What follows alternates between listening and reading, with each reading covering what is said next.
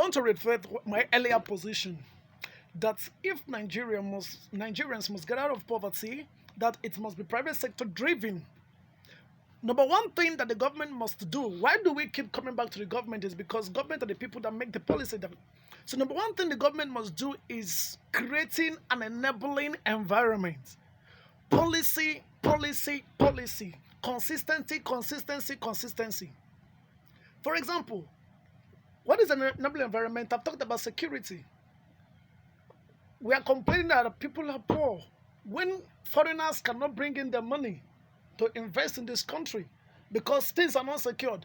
I want to repeat and have it on record that as long as these issues are not addressed, we will keep rigmaroling around this thing.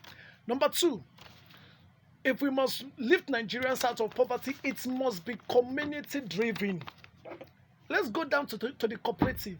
I don't buy the idea of giving each person 5,000 naira, 5,000 naira. Can't we do it this way? Let people form cooperative. Give the cooperatives money and then let them manage it. Remember, I said earlier when I was speaking that the problem we have with this country is that at the end of the day, the government gives money to people or private sector give money to the people without going back 6 months later to check. Not just money, even empowering them with tools.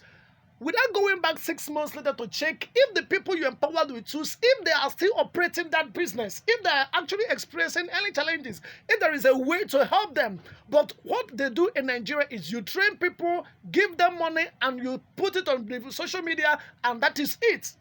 So we must change that approach. Let's go down to the community level. Let's go back to the villages. Let there be a cooperative. Let this money be disbursed. Let this empowerment, let this training be done through community outreach. And this is where the local government becomes important.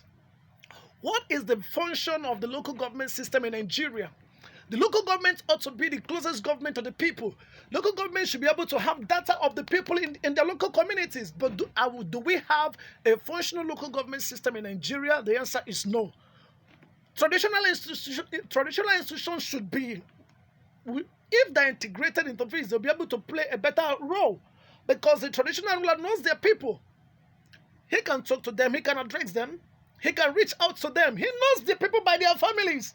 If the government wants to lift Nigerians, let's come down to the rural sector. Let's come down to the traditional institution. Let's come down to local sector. Let's use cooperative method. Let's use what is a community-driven approach. On the other hand, one of the problems why interventions will continue to fail in Nigeria is because of corruption.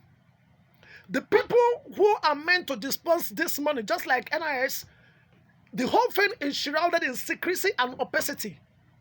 As long as corruption thrives in this country, I will tell you that majority of Nigerians will remain poor. Now, my problem is that, especially the public servants, civil and public servants, they keep stealing this money, preferring them, keeping it in the bank.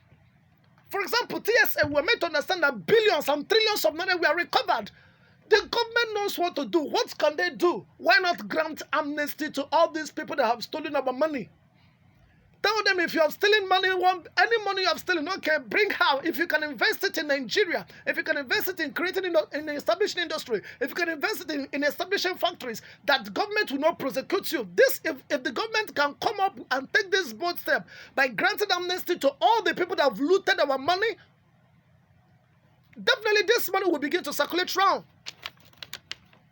Okay.